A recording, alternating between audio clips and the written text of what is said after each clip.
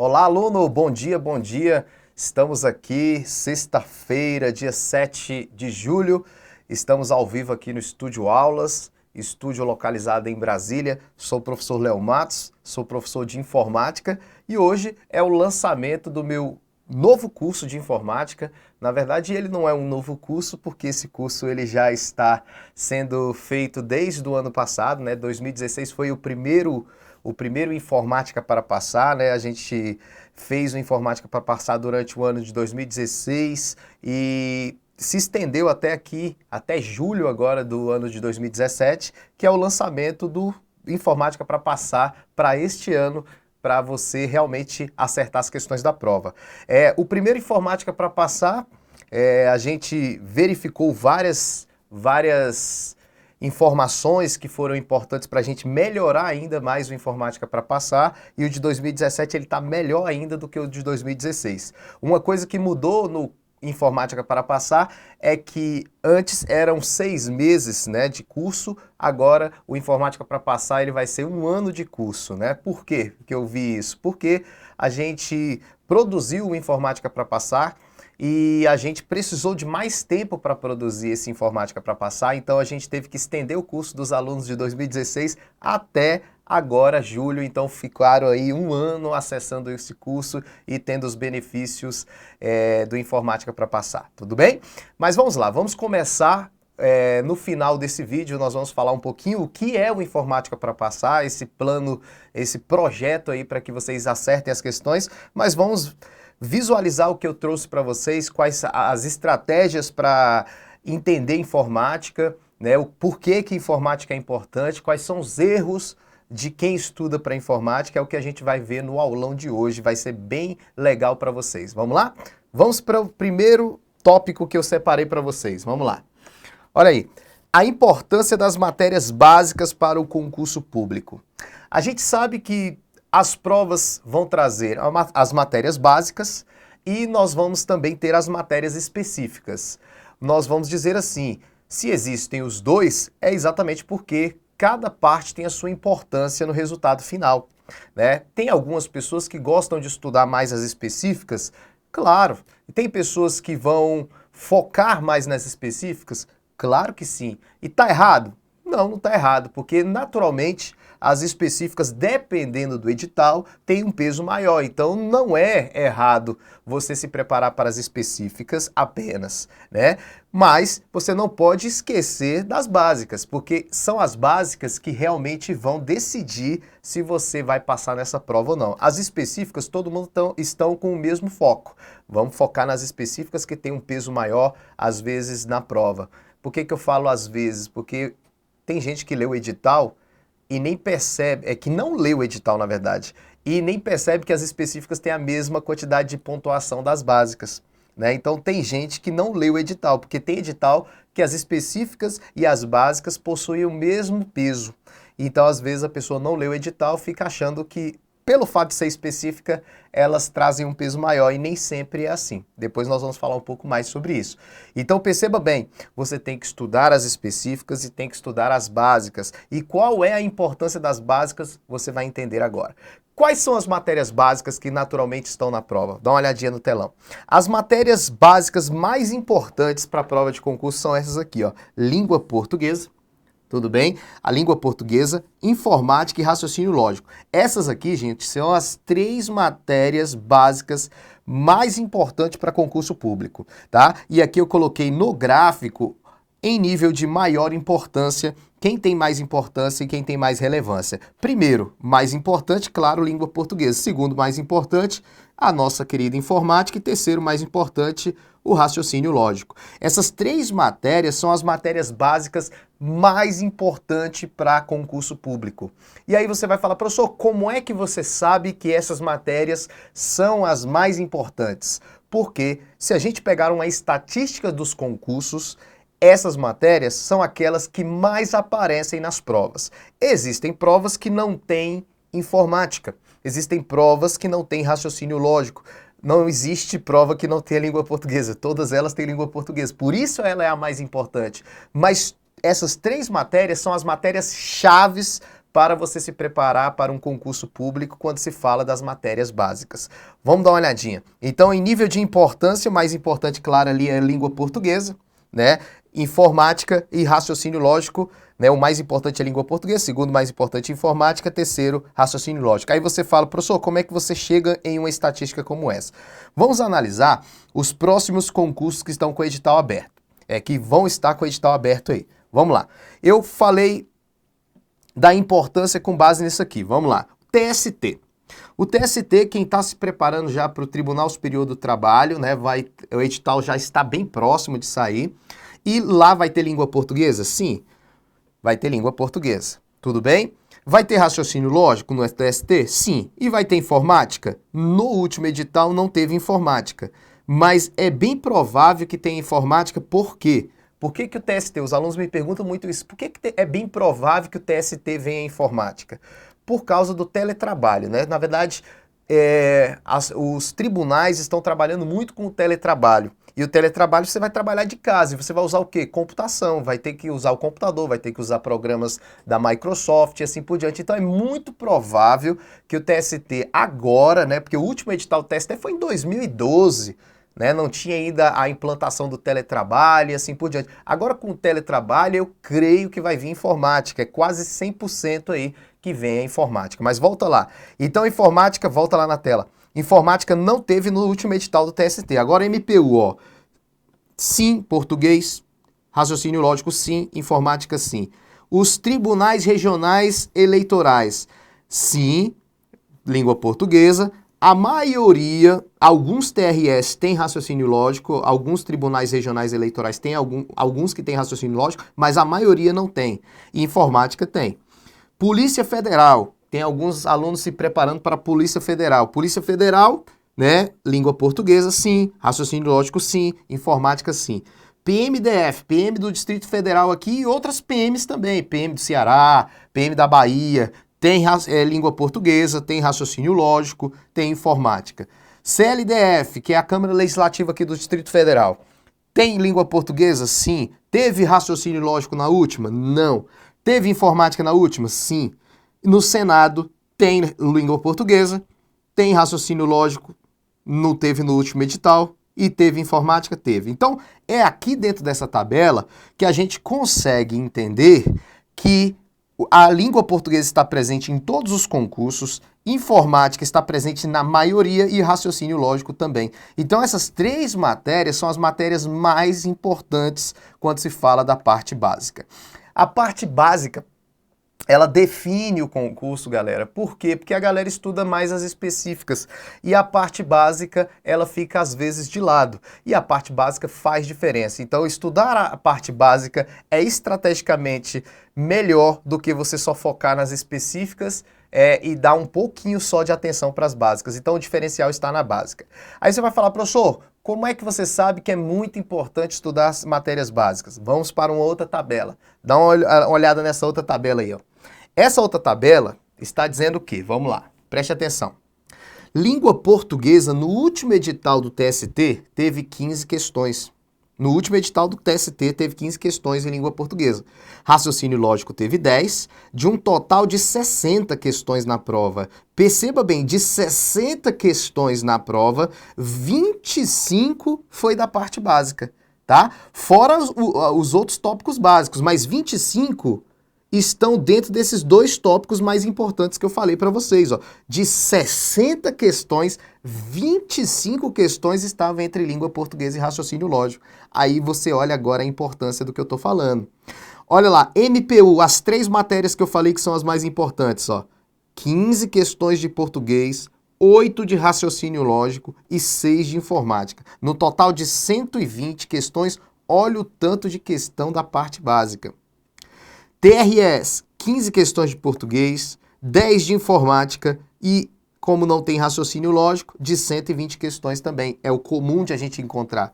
Polícia Federal, agora vem um absurdo, ó. Polícia Federal, tanto agente quanto escrivão, ó. 24 questões de português, 14 de raciocínio lógico e 18 questões de informática, no total de 120. Nesse concurso da Polícia Federal, que eu sei que alguns aí que estão assistindo estão se preparando já para a Polícia Federal, e a gente tem uma previsão, né? O último concurso foi em 2014, então eu creio que até 2018 vai ter que ter outro concurso. Então, Polícia Federal, preste atenção. Cara, quem estudou para a última prova, do jeito que eu tinha falado com os alunos, estude a parte básica é mais importante nesse concurso, se deu bem. Porque, olha lá, volta lá, só de raciocínio lógico, informática e língua portuguesa foram essa pancada de questões de 120 questões. Aí tinha aquela galera, da carreira policial foca muito direito penal, direito constitucional, direito administrativo e processo penal. Naturalmente, a galera gosta muito do direito penal. Sabe quantas questões caíram de direito penal na Polícia Federal no último concurso? 5 questões de direito penal. 5 questões. E se você somar direito penal, processual penal, direito constitucional e direito administrativo, sabe quantas questões somando todas essas que eram da parte específica? 17 questões. Ou seja, menos do que informática, que foram 18. Aí você deve estar pensando, pô, foi um absurdo. Foi, mas era o que estava preparado para você. Se você tivesse olhado as estatísticas anteriormente, você saberia que ia vir dessa maneira. Então, gente, quem não estudou corretamente, quem não leu o edital, porque a parte específica da Polícia Federal não tinha um peso maior, eram 120 questões e cada uma valia um ponto. Não importava se era específica. O cara que focou nas básicas se deu bem. O cara que focou nas específicas, vamos dizer assim, aquelas que eles acham que é específico, né? Direito penal, processo, se ferrou, né? Então, a gente tem que estudar com estratégia. Vamos lá, dá uma olhadinha aí. PMDF. 7 questões de língua portuguesa, 3 de raciocínio e 4 de informática, num total de 60 questões. CLDF, 30 questões de língua portuguesa, 20 de informática, no total de 120. Senado, 16 língua portuguesa, 10 informática, no total de 70 questões. Então agora, gente, vocês estão percebendo que se você pontua no concurso, se você pontuar nas básicas, a específica vai ser apenas uma complementação na tua nota. Então você tem que estudar as específicas? Claro que tem que estudar, você tem que estudar tudo, você tem que estudar todas. Então tá aí a importância das matérias básicas. Essas matérias que eu falei, língua portuguesa, informática e raciocínio lógico, elas são básicas e são aquelas que vocês têm que estudar. Professor, eu ainda não sei o que eu vou fazer, se eu vou fazer TST, MPU, eu não sei se vou fazer Polícia Federal.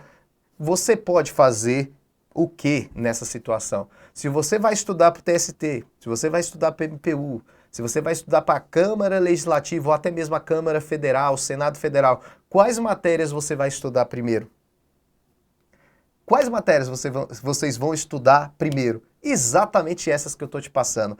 Porque essas matérias são básicas para a maioria dos concursos. Você não pode estudar, gente, a específica sem saber se ela vai estar no edital. O que não vai mudar no edital? A parte básica, né? A parte básica não vai mudar no edital. Então, não é estrategicamente bom você estudar as específicas agora. Você tem que estudar as específicas quando sai o edital, porque senão você vai ter uma diferenciação ali das matérias, tudo bem? Então você tem que estudar pelas básicas. Cumpriu as básicas, estudou bem as básicas antes do edital, aí sim, aí você pega uma específica do último edital e começa a estudar, porque a específica pode mudar, tá? Então a minha dica é estude as básicas. Volta lá para a tela. Na última prova do MPU, nós tivemos uma questão de informática, agora já interagindo um pouco mais com vocês. Na última prova do MPU, que foi em 2013, que a gente vai tirar como base aqui, 2013, porque teve outros editais em 2015, se eu não me engano, mas nós vamos pegar como base o edital de 2013, que é o que vai vir os cargos bem parecidos no próximo edital do MPU agora, tá? O próximo edital vai ser exatamente o técnico administrativo, né? E também vai ter o analista judiciário, né, na parte de direito. Então, acaba que a gente está pegando como base 2013. E no último concurso do MPU, como eu falei para vocês, informática foi um dos diferenciais também. E olha essa questão que caiu, vamos dar uma olhadinha, para vocês entenderem o nível de questão que pode cair na prova. Perceba bem, ele diz assim, ó, só um minutinho, vamos ver quem está nesse chat aqui. Vamos lá, vamos dar uma olhadinha. Carol está aí no chat, Emerson, abraço para vocês, Ednilson, Tatiana, é isso aí, é isso aí, isso aí. Galera toda, vamos lá. E aí acontece o seguinte, no CESP teve essa questão aqui, veja bem. Tem uma imagem de um navegador de internet, no caso aqui do tempo era o Internet Explorer. Você não pode esquecer que o Internet Explorer, ele está meio que jogado de lado. Hoje o navegador da Microsoft padrão é o Microsoft Edge, né? O Edge é o novo navegador da Microsoft que foi exatamente incluído como padrão no Windows 10. Né? O Internet Explorer ele era o padrão até certo tempo, e hoje é o Edge como um navegador padrão da Microsoft no Windows 10, né? Então vamos imaginar essa imagem, isso aconteceria também no Edge, tá bom, gente? Não só no Internet Explorer, então é uma questão que vocês podem levar para o dia a dia de vocês também de estudo. Então ele me dá essa imagem, e nessa imagem tem uma tarja aqui em cima dizendo assim, ó, este site da web deseja executar o seguinte complemento. E aí ele me dá um complemento aqui que fala que é da Microsoft Corporation. Se você confia nesse site em complemento e queira executar, clica aqui. Tá vendo? Então ele está avisando que tem um complemento. E a questão foi com base nesse complemento. Tá vendo aí? A questão é essa aqui, o complemento, tal. Veja bem, o que é um complemento? Veja bem, um complemento. Um complemento, ele é mais conhecido como plugin. Plugin e complemento, estamos falando da mesma coisa. São programas, né? São programas que complementam. Programas que complementam as funcionalidades do navegador. Né? São programas que complementam as funcionalidades do navegador. Eu instalo o plugin, eu instalo um complemento para trazer funções extras para o meu navegador. E o meu navegador vai me dar essas funcionalidades. Exemplo de um plugin muito conhecido, Flash Player. O Flash Player, ele é um plugin para assistir vídeo, assistir animações na internet. Se você um dia tentar acessar um vídeo e aparecer que você não tem a possibilidade de ver esse vídeo, pode ser pela falta do plugin. Existe um outro plugin chamado de Java, que é um plugin para você ter acesso a algumas aplicações na web, como teclado virtual de um banco, né? E assim por diante. Então, esses dois são exemplos de plugin que eu instalo e traz funcionalidades para o meu navegador. Olha essa imagem aqui, ó. Essa imagem, eu estou no banco mercantil, no Internet Bank do mercantil, e ele fala para eu instalar o plugin Java. Ó. Java é necessário para a exibição de alguns elementos dessa página, instalar o plugin. Tá vendo? Aí se eu instalar o plugin, aparece o teclado virtual. Então, sempre que o teu navegador avisar sobre um plugin, você tem que decidir se você quer instalar ou não o plugin.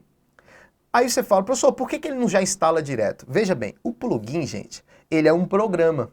E como um programa, ele pode trazer benefício, mas ele também pode trazer o quê? Prejuízo para o navegador do usuário. Então, por isso a decisão vai para o usuário decidir se quer instalar ou não aquele plugin.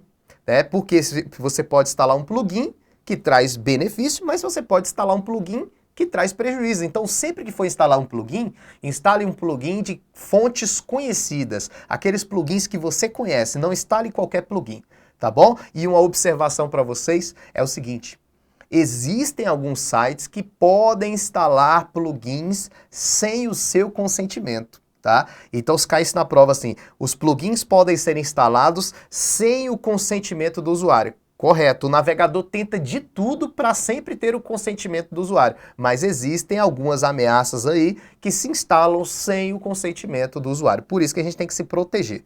Mas vamos lá, vamos ver o que a questão falou. Ó, o complemento MXML, exibido como alerta na página acima, indica a existência de vírus, não devendo, portanto, ser executado. Veja, a questão está errada. Só o fato de mostrar essa tarja aqui, gente, não quer dizer que o plugin é um vírus. Isso aqui é simplesmente um alerta te indicando que você tem que instalar o plugin, que você tem que instalar um complemento, que essa página está incompleta, está faltando parte dela. E aí, você clica se você quiser instalar e você não clica caso você não queira instalar. E aí é com você. Se você conhece o complemento, instala. Se você não conhece, você não instala. Tudo bem? Então essa questão aqui está errada. Foi uma questão aplicada no MPU, tá bom? Essa outra questão que eu separei aqui para vocês já é uma questão um pouco mais difícil, mas é uma questão que também caiu no Tribunal Regional Eleitoral de Goiás em 2015. Também foi uma questão de informática dentro daquelas provas que eu mostrei para vocês, tá? E aí ele diz assim, ó, sobre o endereço IPv6 e fala de 128 bits, fala um monte de coisa. Então perceba bem, quando a gente fala de IP é um protocolo.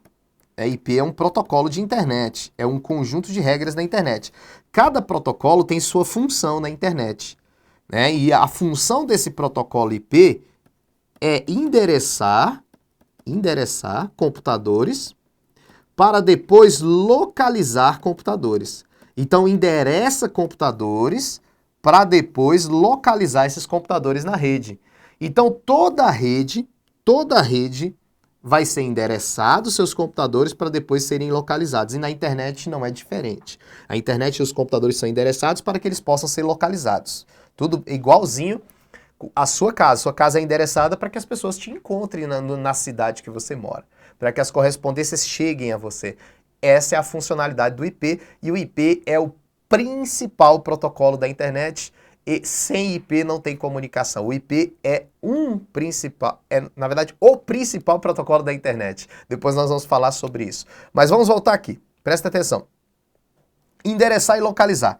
Quando o IP endereça os computadores, aí nós temos dois tipos de IP, né? De tipo de endereço IP. Nós temos o IPv4, que é formado por 4 números separados por pontos, variando de 0 a 255.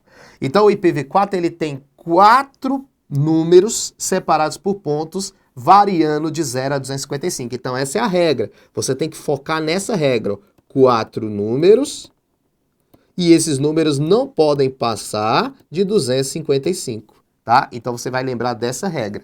Então aqui, ó, eu tenho 4 números separados por pontos, variando de 0 a 255.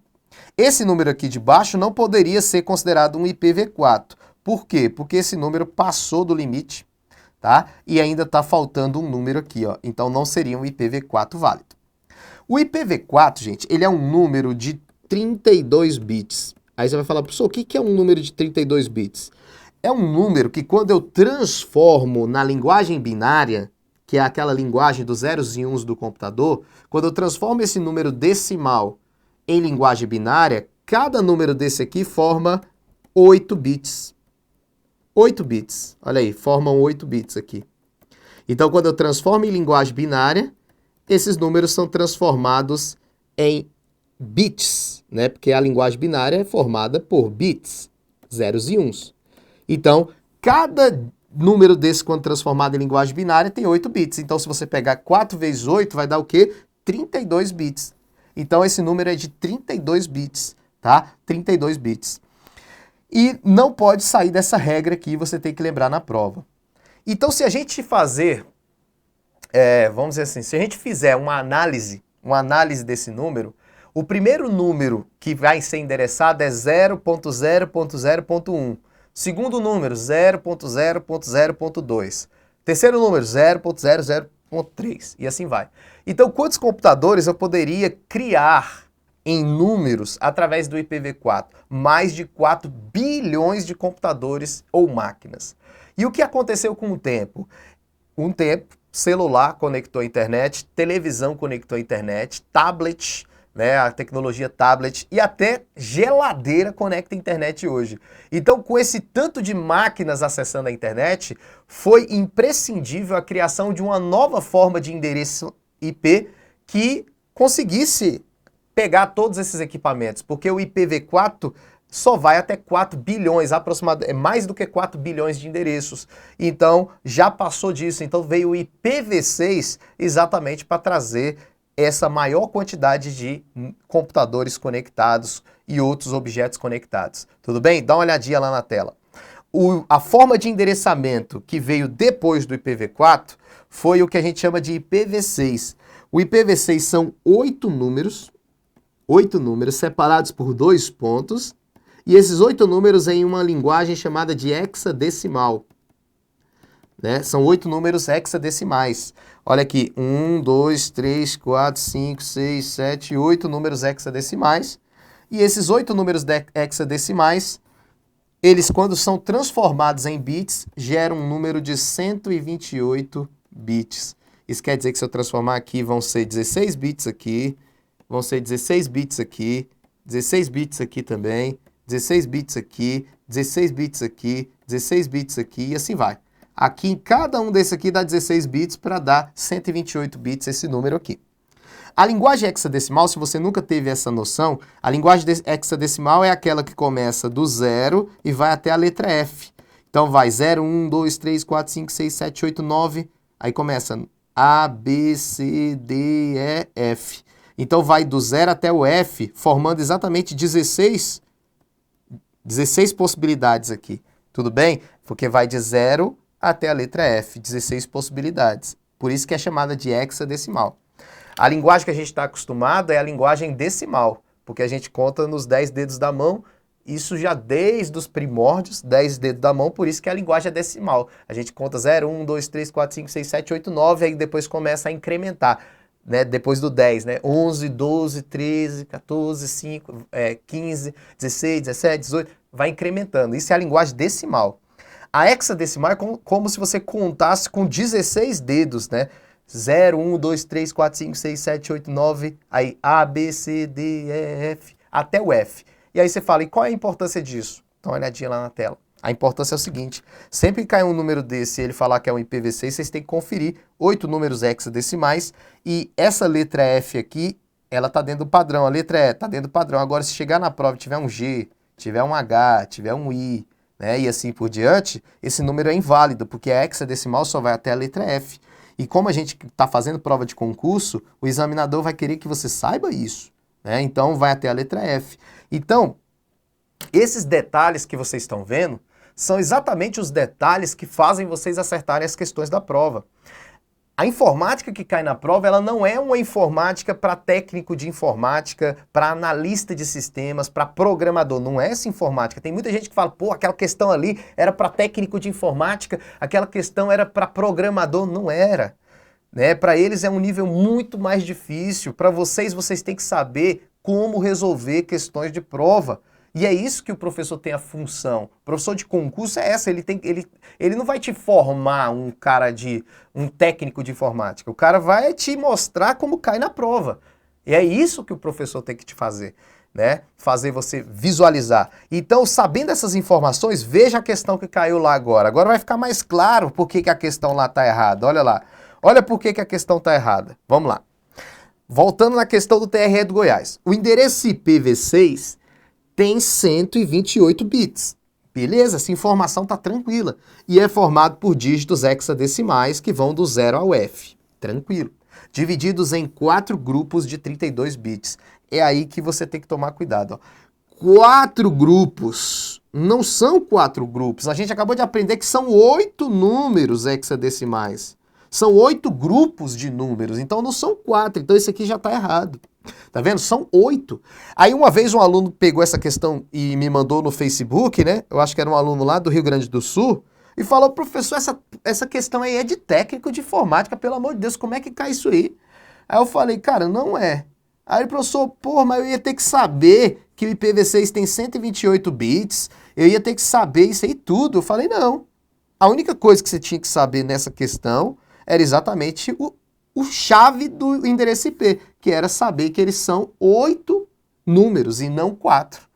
Então, se você soubesse que eram 8 números, você matava a questão. Então, são algumas informações que só alguém que já tem experiência com concurso já estuda dessa maneira. Né? Então, alguém também como o professor que já tem experiência, ele vai te passar exatamente a palavra-chave da prova. Né? Então, você tinha que saber, era isso aí. Não 4. E sim 8. O resto das informações estão todas corretas e aqui seriam 8 grupos, não de 16, não de 32, mas 8 grupos de 16 bits, que foi exatamente aquela imagem que eu mostrei para vocês, ó. 8 grupos, né? 8 grupos aqui de 16 bits cada um. Tudo bem? Então tem que lembrar disso. Uma outra questão que eu separei para vocês já é uma questão um pouco mais difícil, que é uma questão da Polícia Federal. As provas da Polícia Federal, gente, de informática, elas são mais complexas. Quando se fala de escrivão, por exemplo, a prova é a mais difícil que nós temos de informática, que é a prova de escrivão da Polícia Federal, aplicada pelo CESP. Tá? É uma das, vamos dizer assim, não vai ser a mais, mas uma das mais difíceis. Essa questão é uma questão no modelo dela, tá bom? É uma questão no modelo dela. Tá vendo?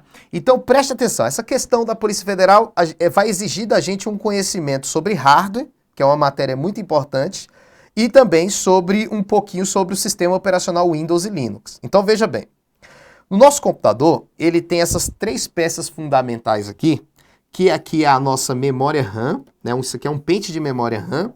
Esse aqui é o processador, também conhecido como CPU, Central Process Unit, ou seja, a unidade central de processamento, é a mesma coisa de UCP, esse é o processador, e esse aqui é o HD. Então essas três peças fundamentais do nosso computador, elas vão encaixadas na placa-mãe, né? O nosso computador tem um gabinete, e dentro do gabinete tem uma placa-mãe, e a placa-mãe vai acomodar todos os componentes que fazem nosso computador funcionar. Então esses componentes estão na placa-mãe. E como é que eles trabalham ali, interligados? Vamos dar uma olhadinha. Esses aí, eles trabalham da seguinte maneira. Aqui está o processador do nosso computador, aqui está a CPU, também conhecida como processador, Central Process Unit, unidade central de processamento. E o processador vai estar ligado à memória principal do nosso computador, que é a memória principal RAM. E ligada aqui, nós temos o HD do computador. Tá? Então aqui nós temos o HD. Presta atenção para você entender. Qual é a função do processador? Executar os comandos e programas. Então a função do processador é executar os programas. Programas e comandos. Essa é a função do processador. É ele que executa os programas e os comandos do nosso computador. Porque ele é o cérebro do computador, ele é o fundamental que o nosso computador tem que ter. A memória RAM, ela tem uma função e o HD tem outra função. Porém, as duas são memórias. Então, se são memórias, elas servem para armazenar. O HD, ele armazena, presta atenção, ele armazena os programas, de forma permanente. Então, ó, armazena os programas permanentemente. Permanentemente. É o que o HD faz, armazena os programas de forma permanentemente.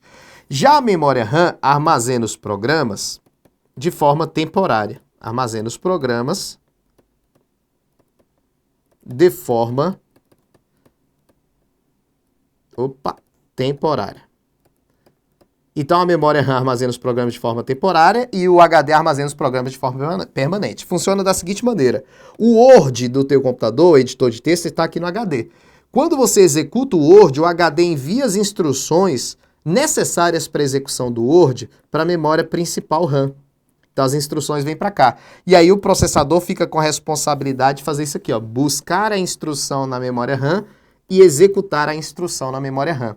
Então o processador busca e executa as instruções que estão na RAM. Então o processador trabalha diretamente com a memória RAM, tá? E o HD armazena os programas de forma permanente. Então esse programa que vocês estão vendo aí na tela, que é o PowerPoint, se ele está sendo executado nesse momento, ele está na minha memória RAM do computador. Antes ele estava só no HD. O PowerPoint estava armazenado diretamente no HD. Quando eu executei o PowerPoint, ele veio para a memória RAM. Então é assim, os programas dormem no HD, ficam armazenados no HD, e quando você executa o programa, ele vem para a memória RAM para que o processador busque esse programa e execute. Volta lá na tela. A memória RAM é uma memória rápida. Ela é rápida por quê? Porque ela é uma memória em chip. Ela é uma memória que trabalha através de circuito eletrônico. Então ela é uma memória eletrônica, tá? Circuito eletrônico. Beleza? Já o HD, ele não é uma memória em chip. Ele é uma memória lenta, o HD. Ela é mecânica. É uma memória mecânica. E a gente também chama ela de memória magnética, porque ela é uma memória que trabalha com princípios mecânicos. Então é uma memória considerada lenta em relação à memória RAM. Então se o processador trabalha com a memória RAM, ele trabalha muito mais rápido do que se ele trabalhasse com HD. Se ele fosse ler o HD, a resposta do HD seria muito lenta. E se ele lê a memória RAM, claro, a memória RAM faz o quê? responde mais rápido para o processador. Então presta atenção, HD é uma memória mecânica, é lenta. E a memória RAM ela é uma memória em circuito eletrônico, ela é rápida. Preste atenção. Quando você vai comprar um computador, vem a especificação de qual é o processador e de quanto tem de memória RAM no seu computador. Vamos imaginar que você comprou um computador que veio 4 GB de RAM. Isso vem no seu computador quando você compra, vem especificado. Então quer dizer que que até mesmo a memória RAM tem uma capacidade total. Então olha o que acontece. Você vai abrindo programas, presta atenção agora no que eu vou fazer. Ó. Você vai abrindo programas, abrir o Word, vem para a memória RAM. Abrir o Excel, vem para a memória RAM. Abrir o PowerPoint, abrir a internet, veio para a memória RAM. Vai chegar um momento que a memória RAM vai acabar. Vai ocorrer o que a gente chama de estouro de RAM. Estouro de RAM. O que é o estouro de RAM? Não tem mais memória RAM. Você abriu muito programa, a memória RAM esgotou. O que você teria que fazer? Fechar um pouco os programas, porque a memória RAM está lotada. Aí você fala, professor, quando a memória RAM está lotada, meu computador vai reiniciar? Não. Quando seu computador não tem mais memória RAM, porque você abriu muita coisa ao mesmo tempo, o seu computador vai trabalhar com uma memória chamada de memória virtual. A memória virtual, presta atenção, que agora que vai vir a resposta da questão. A memória virtual, ela é dentro do HD. Ela é criada pelo sistema operacional Windows, pelo sistema operacional Linux, é uma virtualização da memória. Então, essa memória virtual, ela é 10% do HD, é o padrão. Então, essa memória aqui virtual, ela é reservada para quando o nosso computador estiver estourando a RAM, usar a memória virtual. Então, a memória virtual só é usada quando há o estouro de RAM, que é o caso aqui do meu desenho. Estourou a RAM. Aí se eu abrir mais um programa, esse programa não vai ser armazenado na RAM porque não tem espaço, esse programa vai ser colocado na memória virtual, abrir mais um programa. Aí sabe o que vai acontecer? O processador, em vez de ir para a RAM, ele vai ter que ler a memória virtual. E quando o processador lê a memória virtual, o que acontece? O nosso computador fica lento. Por quê? Porque a memória virtual está no HD e o HD é uma memória lenta. O nosso processador parou de trabalhar com a memória rápida e começou a trabalhar com a memória lenta. Então, por isso que quando a gente trabalha com muitos programas ao mesmo tempo, um monte de página de internet ao mesmo tempo, nosso computador vai ficando lento, porque ele começou a trabalhar com a memória virtual. Porque a memória virtual é no HD e o HD é uma memória magnética, então fica lento mesmo. Então isso é o que causa lentidão no nosso computador, o uso da memória virtual, tudo bem? E isso é a arquitetura do nosso computador, você tem que lembrar. Volta lá na tela. Vamos lá. Voltando na tela, então agora a gente já sabe o que é memória virtual. A memória virtual ela é usada quando? Ela é usada quando não temos mais memória RAM, né? Quando não temos mais memória RAM, usa a memória virtual. É como se fosse o cheque especial, né? O cheque especial é parecido. O cheque especial é uma simulação de que tu tem mais dinheiro, né? O cheque especial é uma simulação de que tu tem mais dinheiro, né? Mas você não tem dinheiro. Quando é que você entra no cheque especial? Quando você não tem dinheiro, usa o dinheiro do cheque especial, né? E abaixa o seu desempenho. Tu fica triste porque está usando o cheque especial. É exatamente igual à memória virtual. Não tem mais memória RAM, usa a memória virtual. A memória virtual é uma simulação de que tu tem mais RAM e abaixa o desempenho também. Então é uma comparação tranquila para a sua prova, uma analogia. É isso, vocês têm que saber fazer analogia, né, na prova para memorizar. Para memorizar a gente tem que ter analogia. Vamos dar uma olhadinha lá. A questão, voltando na questão. Olha a questão. Em computadores com o sistema operacional Linux ou Windows, o aumento da memória virtual possibilita a redução do consumo de memória RAM em uso, o que permite executar de forma paralela e distribuída no computador uma quantidade maior de programas. Veja, se eu aumentar a memória virtual, possibilita a redução do consumo de memória RAM em uso, perceba por que está errado. Ó, o erro está aqui. Ó. Aumenta a memória virtual e reduz o uso de memória RAM. O nosso computador, gente, só vai usar a memória virtual, vamos dizer aqui, ó. A memória virtual do nosso computador é 10%, padrão, o padrão, tá? 10%. E o computador só usa essa memória virtual quando não tem mais RAM, não é isso? Não tem mais RAM, usa a memória virtual. Beleza? Se eu aumentar essa memória virtual para 20%, porque tem como fazer isso no sistema, menos eu vou usar a RAM? Não, porque a RAM já está sendo consumida total. Se está usando a virtual, é porque já consumiu a RAM toda. Então, por isso, esse item está errado. Tá? Aumentar a virtual não tem nada a ver de reduzir o uso da RAM. Já usou a RAM toda, por isso que já está usando a virtual. Então, essa questão foi uma questão difícil, que tinha que saber interpretar a questão e tinha que saber os conceitos aí, senão não tinha como responder a questão. A questão número 3 aí está errada. Beleza? Então, perceberam? Essa questão 3 ela foi uma questão mais difícil, né? Eu costumo colocar essa questão 3 dentro das questões mais complexas, né? Que eu chamo de informática expert, né? Uma questão mais avançada, né? Que poucos acertam na hora da prova, que faz a diferença na sua nota. Vamos dar uma olhadinha. Outra questão que eu coloquei aí é a questão de número 4. A questão fala da planilha do Excel que caiu no Senado Federal. Gente, a FGV cobra muito Excel, tá? Excel é muito cobrado nas provas da FGV. Então, você vai fazer prova da FGV, já tem que estudar Excel. Quem está se preparando para o Senado, se for FGV mesmo o Senado, tem que se preparar. Essa questão, ela quer que você saiba a função soma-se. Né? Então, você tem que saber a segunda sintaxe da função soma-se. A função soma-se, ela tem duas sintaxes. Dá uma olhadinha. Soma-se. Essa função do Excel, ela tem duas sintaxes. Tem uma mais fácil e uma mais difícil. A mais fácil é essa aqui, ó. Se eu tiver uma tabela, né, eu tenho uma tabela aqui com alguns números, né? Então eu tenho uma tabela com alguns números, e aí eu tenho essa primeira sintaxe, a primeira escrita, né? Quando a gente fala sintaxe, é a forma de escrever a função, a regra para que você forme uma função. Somar dentro de A1 até A4, ponto e vírgula, os maiores que 3. Então essa é a primeira sintaxe, ó. Somar dentro desse intervalo de acordo com esse critério. Então, somar dentro desse intervalo A1 até, porque isso aqui significa um intervalo até, A4 os maiores que 3. Então, dentro desse intervalo aqui, ó, eu quero somar só os maiores que 3. Então, eu vou somar o 10 e o 5, que vai dar quê? 15. Somou os maiores que 3, o resultado é 15. Somar dentro desse intervalo os maiores que 3.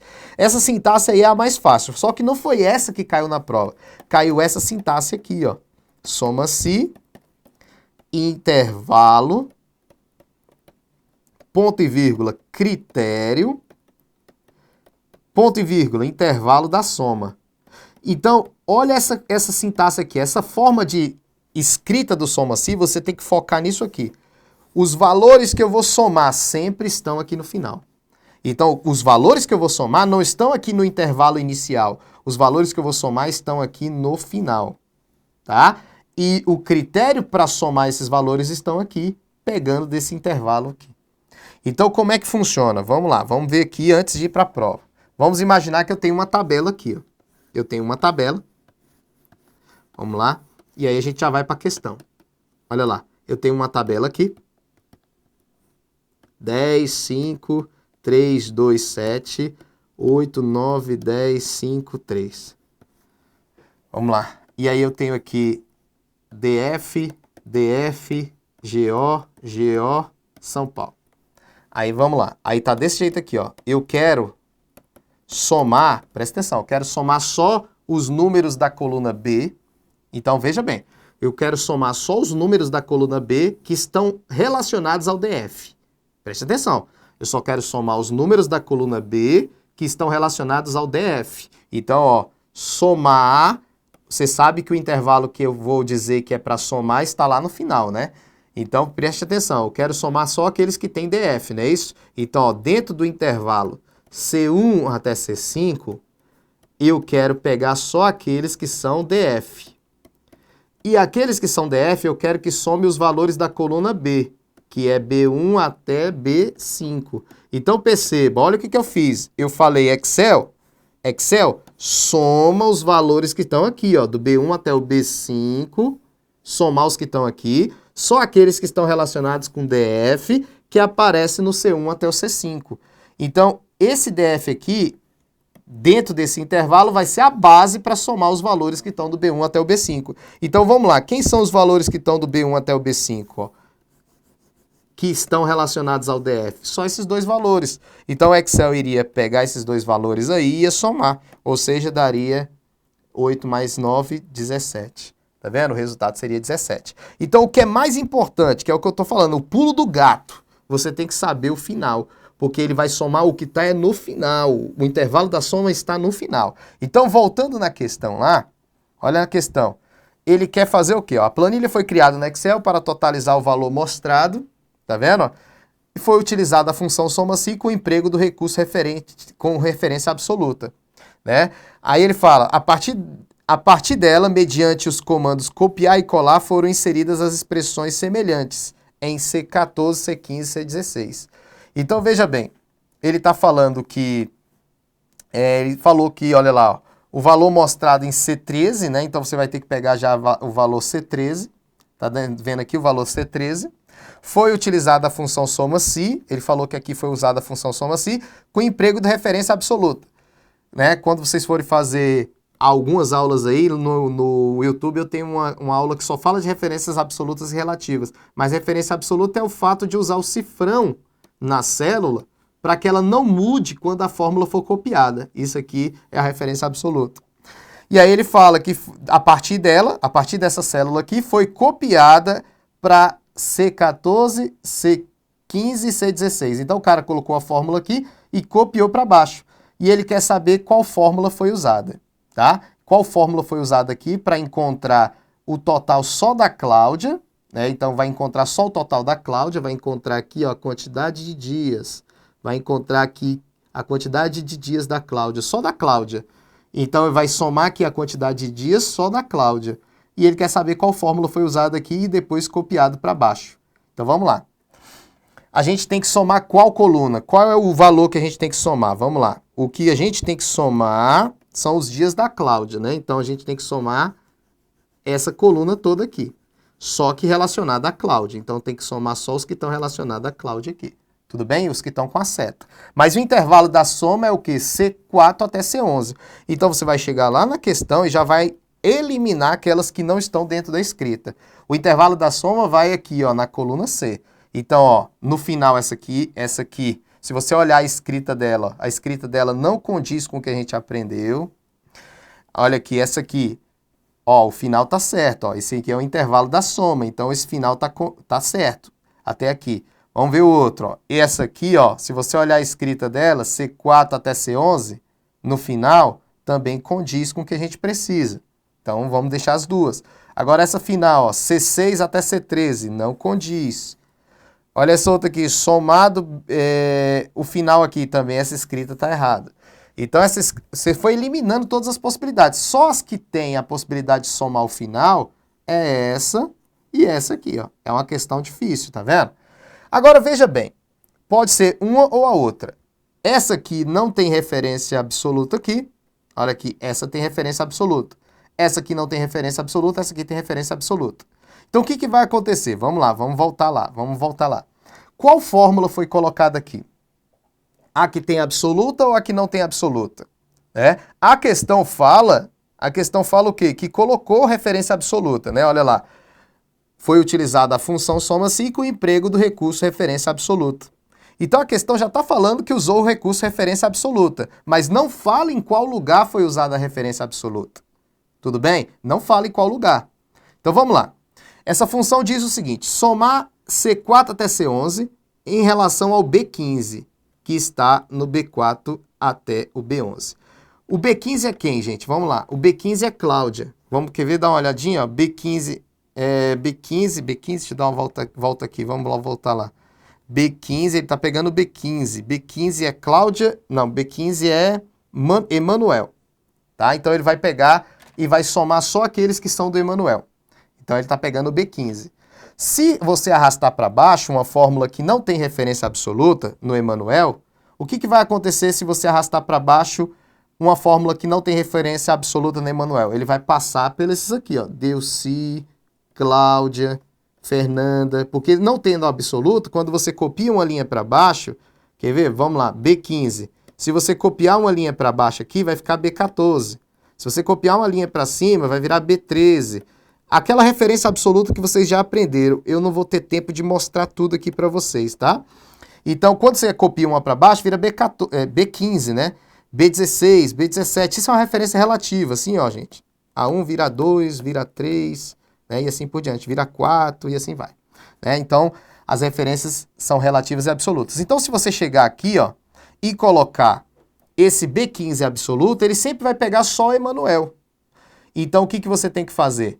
Você pode colocar isso aqui relativo, né? Você vai poder colocar isso aqui relativo, para que quando copiar a fórmula para as linhas de baixo, esse B15 vá pegando aqui, ó, Cláudia, Delci, Emanuel e Fernanda. Ele vai pegando esses valores aqui para ir comparando lá na coluna lá em cima. Então, você não pode botar absoluto, tá bom? Você não pode botar absoluto lá. Então, esse aqui já está descartado, porque eu não posso botar absoluto. A resposta é a letra C. Agora, veja o que eu queria mostrar nessa questão. Eu não consegui explicar ela totalmente por causa do tempo, né? Porque a gente também não pode estourar o tempo. Mas perceba, a questão foi bem complexa. Primeira coisa que você tinha que saber, a sintaxe da função soma-se, a sintaxe 2. E tinha que saber o que é absoluto e relativo para marcar a resposta. Então foi muito complicada a questão. Vocês viram que demorou aqui para eu explicar e eu nem expliquei direito. Por quê? Porque a gente não tem tanto tempo. Mas perceba, você tinha que saber muitas coisas. É também uma questão avançada, tá? Então quem vai fazer Senado Federal tem que estudar bem Excel, senão vai errar a questão. Vamos para a próxima questão. Questão bem complexa essa 4 aí. Vamos para outra questão. Vamos lá. Não tem uma outra questão, né? Vamos lá. Não tem uma outra questão. O que eu coloquei aqui para vocês foram os 5 maiores erros de quem estuda para informática. Então veja bem, quais são os 5 maiores erros de quem estuda informática para concurso? Vamos dar uma olhadinha. Ó, primeiro, eu já sei mexer no computador. Quem sabe mexer no computador, gente, sabe a prática do negócio. Mas a prática não é necessariamente aquilo que tu vai precisar na prova. Então, só saber mexer no computador, isso é um erro, você vai errar as questões da prova, tá?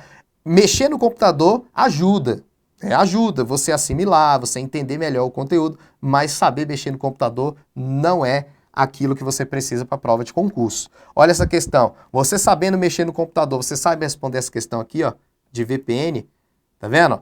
Essa questão de VPN, site to site, constitui entre... Tá vendo? É uma questão bem complexa. E o que seria essa questão para resolver ela? Primeiro, eu tenho que saber o que é VPN. E segundo, eu tenho que saber o que é Gateway. Então, veja bem o que essa questão queria. Veja bem, se eu tenho uma empresa em São Paulo, uma empresa no Goiás, uma empresa em Brasília e uma empresa em Minas, e quero que essas filiais se comuniquem, eu uso a internet. Porque a internet é a rede que já está pronta, a infraestrutura pública que já está pronta. O problema de usar a internet aqui é que a internet é uma rede pública. Então a internet é uma rede pública. Sendo uma rede pública a internet, qualquer um pode interceptar a comunicação. Então essa rede pública aqui fica inviável para essas empresas trabalharem. Então o que essa empresa faz para usar essa infraestrutura de rede pública? Essa empresa adota a VPN. A VPN trabalha com criptografia. Para essa comunicação ser válida, vai trabalhar com criptografia. Então o que vai acontecer? A VPN vai ser criada aqui, ó. Um canal virtual aqui dentro. A VPN, quando ela é usada, ela cria um canal virtual, um túnel, um canal. E esse canal virtual, ele é criptografado. E aí qualquer um que interceptar os dados não vai saber. Então, a VPN, a primeira coisa que você tem que lembrar é que a VPN usa criptografia. Em segundo lugar, que a VPN usa a internet, usa a infraestrutura de rede pública. Tudo bem? Então essa é a ideia da VPN. Quando a gente fala gateway é uma palavra relacionada a roteador. O que é o roteador? O roteador é um equipamento usado para interligar redes. Então você usa o roteador para estar na internet. A internet, um mundo de várias redes. Então quando eu quero ligar redes, eu uso o roteador. Então para eu estar me comunicando com vocês pela internet, eu vou ter um roteador lá em casa e você vai ter um roteador para interligar vocês. O modem que vocês usam para conectar a internet é o roteador e ele é um gateway. Gateway é o mesmo que roteador, dependendo do contexto da questão. Dá uma olhadinha na questão. Então, olha o que a questão queria. Quando a gente tem uma VPN de site para site, então vamos imaginar que aqui é a Americanas. Presta atenção que essa questão também é difícil. Ó. Aqui é a Americanas e aqui é a Visa, a operadora Visa. Em alguns momentos, a Americana precisa se comunicar com a Visa, esses dois sites. Isso aqui é um site, isso aqui é um site armazenado em um servidor. Esses dois servidores têm que se comunicar? Sim, Para a Americanas se comunicar com a Visa, os dois têm que estar ligados ao quê? À internet. O problema da Visa e da Americanas se comunicar na hora, por exemplo, de fazer uma compra na Americanas.com, se você vai fazer uma compra na Americanas, você está aqui no seu computador, você vai comprar na Americanas, aí a Americanas vai ter que conferir se seu cartão tem limite, se ele está válido, se a senha está certa e tudo mais. Então, quando a Americanas se comunica com a Visa, ela está usando um roteador aqui para estar na internet, que é o que a gente chama de gateway. E aqui, outro roteador, que a gente também chama de gateway. Então, ó, esses dois roteadores estão ligando a Visa e a Americanas à internet. Essa comunicação não seria interessante, não seria segura, se essas duas empresas não usassem o que aqui no meio? A VPN. Essa VPN aqui, ó, essa VPN, que é esse canal de comunicação criptografado entre as duas empresas, é do tipo site-to-site. Então, a rede virtual site-to-site constitui, entre outros elementos, um canal de comunicação criptografado entre dois gateways, entre o gateway da Americana e o gateway da Visa. Então essa questão está correta. Veja, questão difícil, né? Questão difícil, que você só saberia se soubesse, saberia responder se soubesse VPN, o que é VPN site para site e todos aqueles conceitos como gateway e assim por diante. Então vamos para a próxima questão. Essa questão foi difícil também. Eu sou formado na área. É o segundo erro. Quem é formado na área, gente, sabe muito dessa parte aí, ó, VPN, sabe muito. Quem é formado na área de TI, VPN. Mas eu encontrei muitos alunos que no final da aula chegavam, Léo Matos, sou formado em TI, mas quando eu chego na prova eu erro, porque cai aquele negócio de Word, Excel, PowerPoint. Exatamente. Ser formado na área vai até te ajudar em algumas questões técnicas de rede, de segurança, mas não vai ajudar você na prova apenas. Quer ver? Dá uma olhadinha nessa questão. Quem é formado na área não responde essa questão. Quem usa muito o computador pode ser que responda essa questão, mas quem é formado na área não vai responder. Porque ele diz assim, ó, para inserção de uma tabela em um documento do Word 2013, foi uma questão da Anvisa, agorinha, recente, é suficiente clicar com o botão direito do mouse sobre a área no qual a tabela será inserida. E na lista disponibilizada, escolher a opção inserir e clicar em tabela. Então, o cara teria que usar muito o computador para responder essa questão. É uma questão do mal, né? Uma questão maldosa. Quer ver? Olha para cá. A maioria das pessoas marcaram certo na questão, porque todo mundo está acostumado a clicar com o botão direito para usar algumas funcionalidades, né? Só que se você clicar com direito aqui, não tem, ó. Não tem inserir tabela. Né? Inserir tabela é aqui, ó. Inserir e tabela, eu coloco a tabela aqui.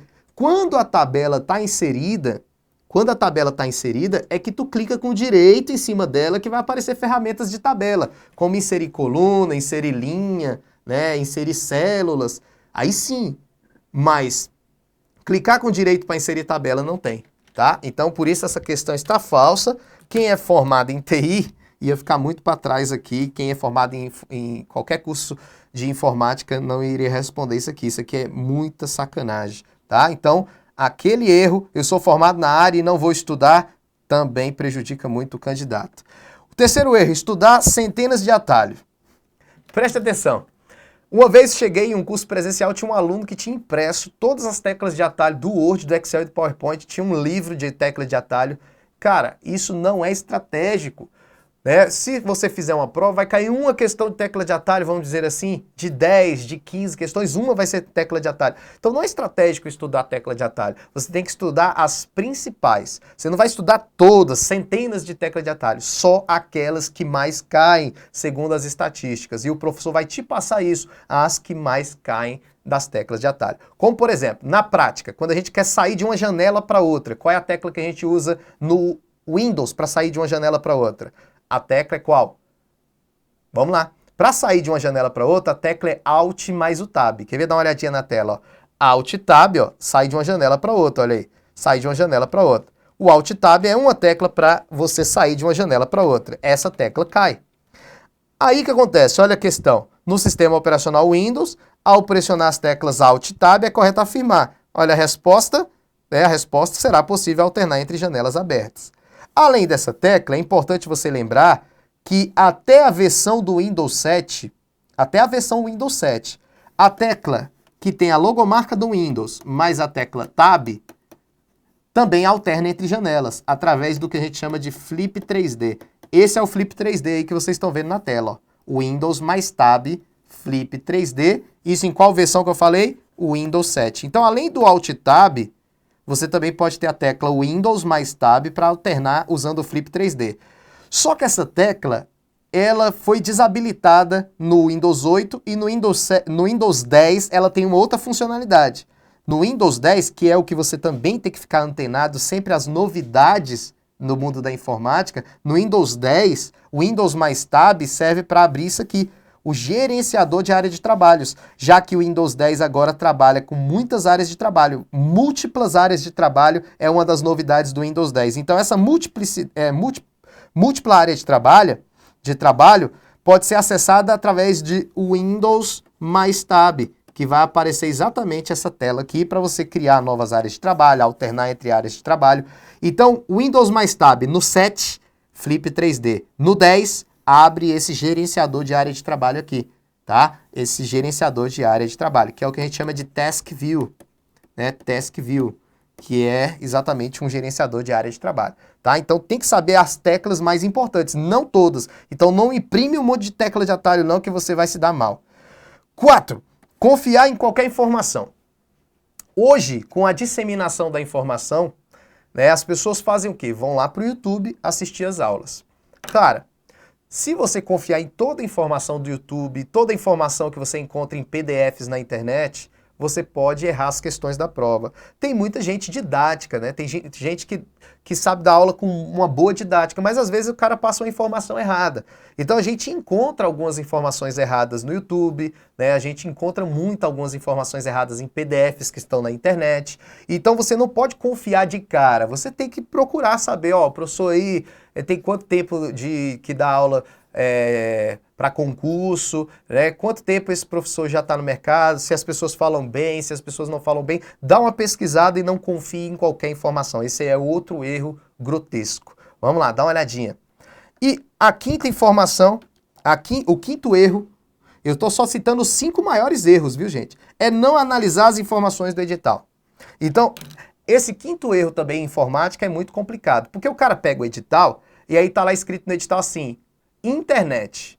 E ele só estuda os conceitos relacionados à internet, esquece de estudar a computação em nuvem, né? Esquece de estudar os navegadores, as pesquisas que estão relacionadas à internet.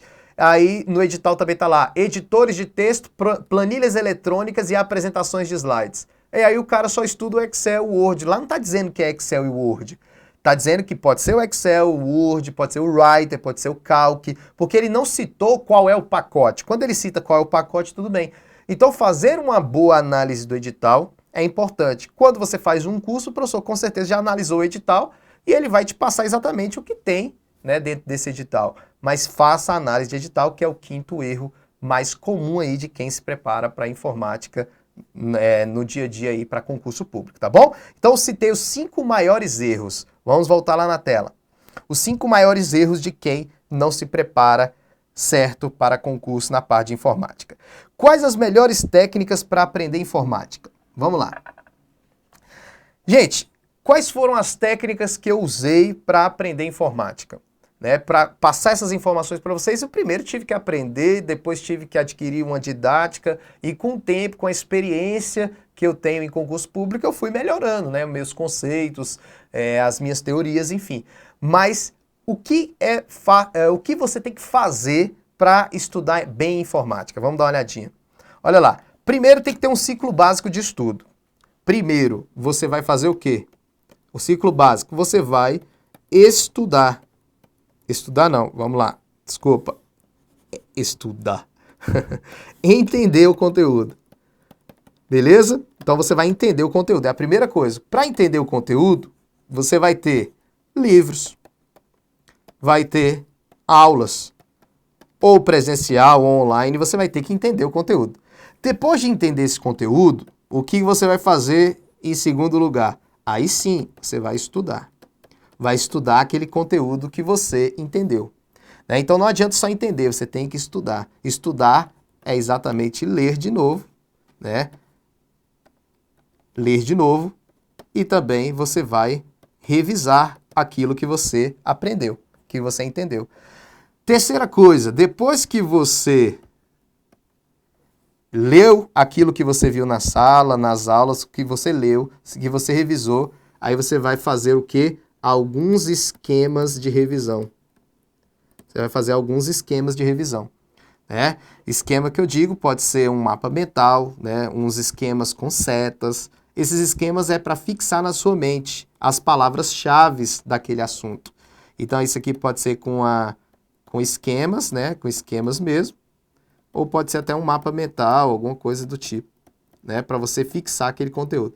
Depois que você fez toda essa revisão, revisão esquematizada e tudo, aí você vai, por último, aplicar isso a questões. Você vai fazer exercícios de prova de concurso. Então, terminou aqui, né, as questões, aí você continua o ciclo. Então, você vai matando isso aqui em cada tópico. Windows, entender, estudar, esquemas, questões. Linux, entender, estudar, esquema, questões. Você vai fazendo esse ciclo básico aí de estudo. Então, para você fazer esse ciclo básico, a primeira coisa é separar os ingredientes, o ingrediente para você estudar isso aí. Né? Então você vai ter que ter um livro, você vai ter um curso, você vai para aula presencial, você vai ter que ter vai ter que ter as questões separadas por assunto, né? Então você vai ter que ter tudo para você entrar nesse ciclo básico, que é o que eu faço, não só com informática, mas com outras matérias que eu estudo também. Eu tenho que passar por esse ciclo e foi isso que eu fiz no decorrer do tempo. Dá uma olhadinha. 2. Trabalhar com analogia. Né? Então, trabalhar com analogia, né? Trabalhar com analogia é exatamente trabalhar anexando o seu conhecimento de uma forma comparada. Então, por exemplo, quando eu vou falar de vírus, né? Quando eu vou falar de vírus, eu associo o vírus ao vírus orgânico, né? Ao vírus biológico, ou vírus orgânico, vírus biológico. O que o vírus orgânico faz? Ele infecta, né? Então, ele infecta arquivos. Ele necessita de hospedeiro, né? Ele necessita de um hospedeiro. Então, faça uma analogia, porque quem criou esse nome vírus e o nome de todos os outros programas maliciosos fez a analogia para dar esse nome. Esse programa malicioso vírus infecta arquivos, necessita de hospedeiro, né? Necessita de hospedeiro. Então, o vírus, ele fica aqui dentro dos arquivos, ó. Então, ó, isso aqui é um arquivo, o vírus fica aqui dentro, ele infecta. E quando você executa esse arquivo, porque o vírus é assim, quando você executa esse arquivo, aí ele vai para o outro arquivo, né? Ele vem aqui para outro arquivo aqui, ó, infecta outro arquivo. Então o vírus vai se multiplicando de arquivo para arquivo. Então isso é uma analogia, você vai lembrar do vírus orgânico, que infecta. Já o worm, o cara que criou esse nome worm, ele associa de forma analógica, vamos dizer assim, analogicamente, vamos dizer, com analogia, né? Esse analogicamente, que eu não sei se existe essa palavra, com analogia aos vermes. Por quê? Porque os vermes se multiplicam, né? E os vermes se multiplicam exatamente por quê? Porque o nosso sistema é vulnerável. Um menino que tem verme na barriga, aquela barriga grande lá, é porque o verme está se multiplicando lá dentro. Por quê? Porque o sistema imunológico da criança é vulnerável. Então os worms se multiplicam em redes de computador por computador porque o sistema é vulnerável, porque os programas é vulnerável. Então essas analogias fazem com que vocês lembrem na prova, tá? Essas analogias que o professor tem que fazer para vocês é o que você precisa para fixar melhor. E se o professor não passar para vocês, vocês criem suas próprias analogias. Inventam uma forma de você aprender para passar para alguém. Ó, eu tenho que passar para alguém. E para passar para alguém, eu tenho que fazer o que eu entender primeiro. Então, para eu entender primeiro, eu tenho que passar essa ideia já da analogia. Tudo bem? Então, vamos lá. Olha essa questão. Os worms, assim como os vírus, infectam computadores. Mas diferentemente do vírus, eles não precisam de um programa hospedeiro para se propagar. Correto? Porque os worms não precisam de hospedeiro, os worms não infectam arquivos.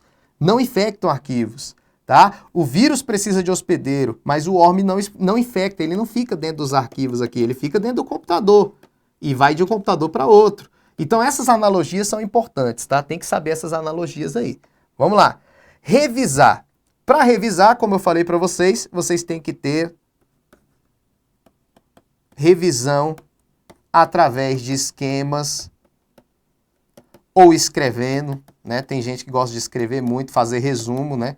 escrevendo é resumo, né? E também pode fazer essa revisão usando mapas mentais, né? Então vocês vão fazer isso aí, que é o que eu fiz para aprender essa matéria aí. Então, essa questão 9 aqui, vocês vão anotar o gabarito aí, tá? Essa questão 9 fala de engenharia social, vocês vão marcar engenharia social. Eu não vou conseguir explicar essa questão para vocês, tá, gente? Anota aí. E a questão 10, questão 10 tá depois dessa imagem aí. E por que eu coloquei essa imagem, né, para vocês? A imagem é porque todo mundo fala, pô, a informática é o bicho-papão dos concursos. E não é. Não é o bicho-papão dos concursos. Se você seguir todas aquelas ideias que eu falei ali, claro, você vai ser bem sucedido, né? Então você vai ter que fazer tudo aquilo que eu mostrei, tá? Então não é um bicho-papão. Essa questão aqui da VUNESP, ó, é uma questão difícil. Mas tem como fazer essa questão? Tem como fazer ela facilmente, tá? Tem como fazer ela facilmente. Então a primeira coisa que a gente tem que saber aqui é calcular a função si. Como é que eu faço a função si? Você tem que lembrar que a função si é uma função condicional, né? Ó, se condição ponto e vírgula, valor verdadeiro, ponto e vírgula, valor falso. Você tem que sempre lembrar, ó, tem uma condição, tem um valor verdadeiro e tem um valor falso. Você testa a condição. Se a condição for verdadeira, você faz o verdadeiro. Se a condição for falsa, você faz o falso. Então é um teste. Testo a condição. Se a condição for verdadeira, faz o verdadeiro. Se a condição for falsa, faz o falso. Então sempre dessa maneira, tá? Então se você volta aqui, ó, você vai ver o seguinte. Olha lá, só para você ver como você tem que lembrar. Meu tempo já esgotou aqui, gente, ó. Isso aqui é a condição, aqui é o valor verdadeiro e aqui é o valor falso. Ó. Olha lá. Condição B1, B1 é 30. B2, B2 é 50. 30 é um número maior que 50? Olha lá, faz a pergunta para condicional. 30 é maior que 50? Não, professor, 30 não é maior que 50. Então essa condição está o quê? Verdadeiro ou falso? Está falso, porque 30 não é maior que 50. Então eu vou pegar o B2. Ó. O resultado dessa função se eu testei a condição, vi que ela é verdadeira, eu faria o verdadeiro, mas ela está falsa, eu fiz o falso. Então a primeira função aqui, né, essa primeira função que está no A4, ela deu B2. B2 é 50. Ó. Então essa aqui deu 50. Tá vendo? Olha essa outra aqui, ó. C1 é igual a A1 mais 55. C1 é quanto? Isso aqui é a condição. Aqui é o valor verdadeiro e aqui é o valor falso. C1 é quanto? C1 é 70. A1 mais 55. A1 é 15. 15 mais 55 vai dar 70. Olha lá a pergunta. A1 é... Só aqui, ó, gente. A1 é 15 mais 55 deu 70. 70 é igual a 70? Professor, sim. 70 é igual a 70. Então tá verdadeiro ou tá falso? Verdadeiro. Então, ó. Essa outra função que está no B4, ó, porque aqui no B4, ela vai dar o quê? 100, porque 70 é igual a 70, então deu 100 o resultado, tá vendo? Então, A4 é 50, B4 é 100. E essa função aqui que está no C4 é a média desse valor e desse valor. Você vai ler assim, a média de A4 e B4 e B1. A4 é 50, B4 é quanto? B4, olha lá, B4 é 100. E B1 é quanto? B1 é 30. Então, eu quero a média de 50 e 100 e 30. Como é que acha a média? Somos 3 dividido por 3. Ó, 180 dividido por 3, porque a média de 3 números é a soma de todos dividido por 3. Então, 60 é a nossa resposta. Beleza? Letra A. 3 vezes 60, 180. Então, tá vendo? Claro que aqui eu estou fazendo rápido porque esgotou nosso tempo, mas em um curso a gente vai bem devagar para a gente entender. Mas está vendo que existe técnica para aplicar. Tudo bem? Ok? Então, finalizamos aqui aqueles exercícios que eu achei. Dei algumas dicas para vocês estudarem, tá? E, com certeza, o curso Informática para Passar, ele é uma forma de vocês terem tudo isso que eu falei, as revisões, os exercícios, as aulas, para que vocês possam realmente entender essa matéria e estar dentro daqueles que gabaritam informática ou até aqueles que acertam 80%, pontua na prova e está dentro das vagas que são ofertadas por aquele concurso, tá? Então é muito importante que vocês sigam aquelas orientações, seja no meu curso ou seja ou em outro curso, mas siga aquelas orientações que foi o que me fez entender essa matéria mais complexa aí, daquelas matérias básicas que nós vimos que são importantes para a prova. Então olha ali, o Informática para Passar, gente, ele é um curso que vai aumentar os seus resultados, né? Vai mudar todos os seus resultados de concurso. O que tem no Informática para Passar? Veja bem, a primeira coisa que tem no Informática para Passar é o curso teórico, né? Então nós temos o curso teórico que vai ter o livro, né? Então se você compra o Informática para Passar, tem o curso teórico e tem o livro, né? Então você tem esses dois aí, o curso teórico e o livro. Isso é o que você adquire quando você contrata o curso Informática para Passar. Curso teórico, que é em videoaulas, né, que são vídeos atualizados, mais o livro que chega na tua casa. E quando você compra Informática para Passar, você tem direito a vários bônus.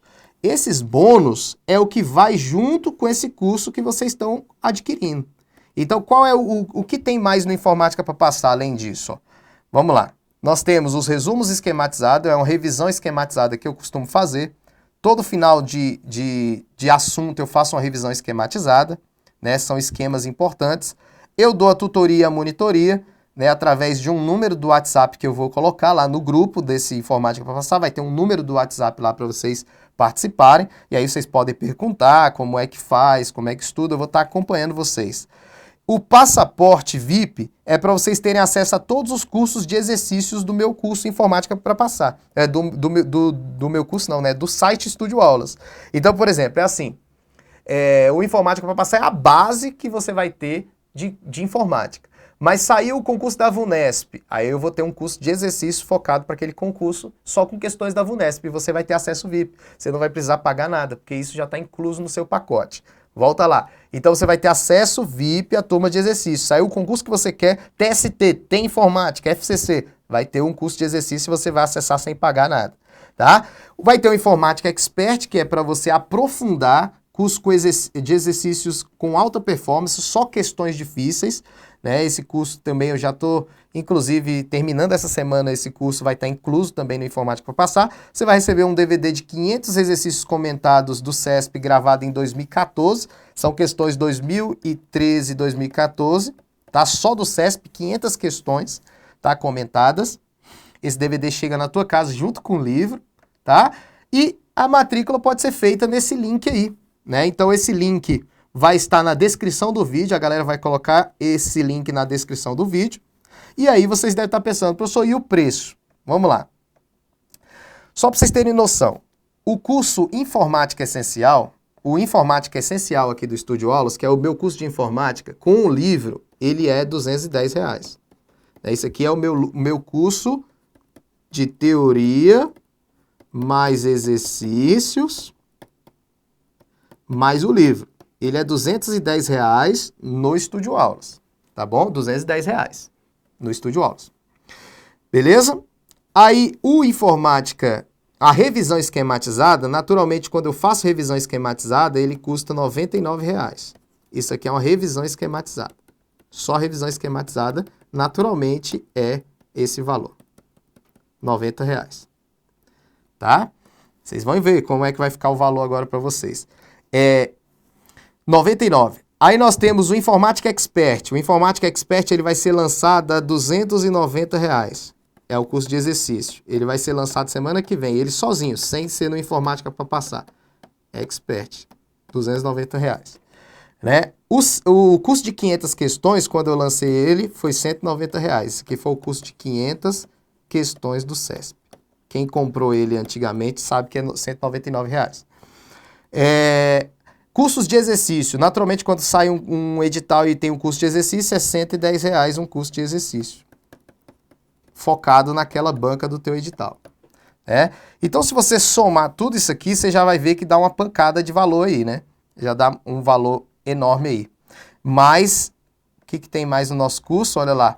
Tem o coach, que seria mais uns R$210, né? Para fazer esse coach, tutoria e monitoria para informática, né? Então, tudo isso aí junto, gente, mais os outros bônus que eu vou te passar agora, ficaria em torno de R$1.300, R$1.400, tudo junto, tá?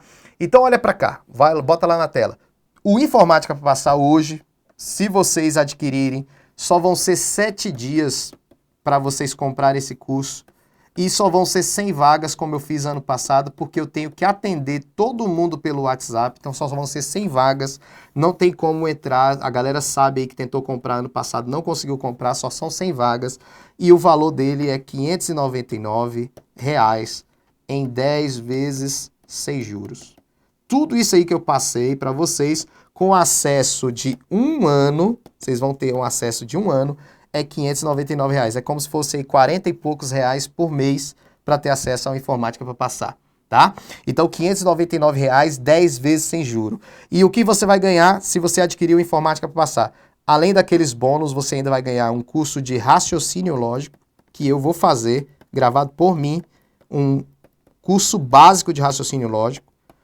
E também vai ganhar um curso de administração pública, que nós estamos montando aqui, um mini curso de administração pública, e também vai ganhar um mini curso de língua portuguesa.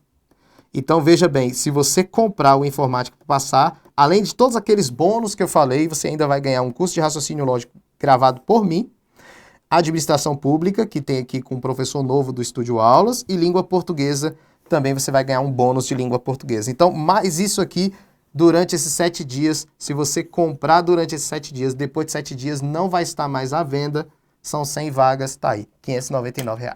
Beleza? Obrigado, gente. Espero que vocês tenham gostado desse aulão de lançamento do Informática para Passar. Espero vocês em uma outra oportunidade. Abraço e até a próxima.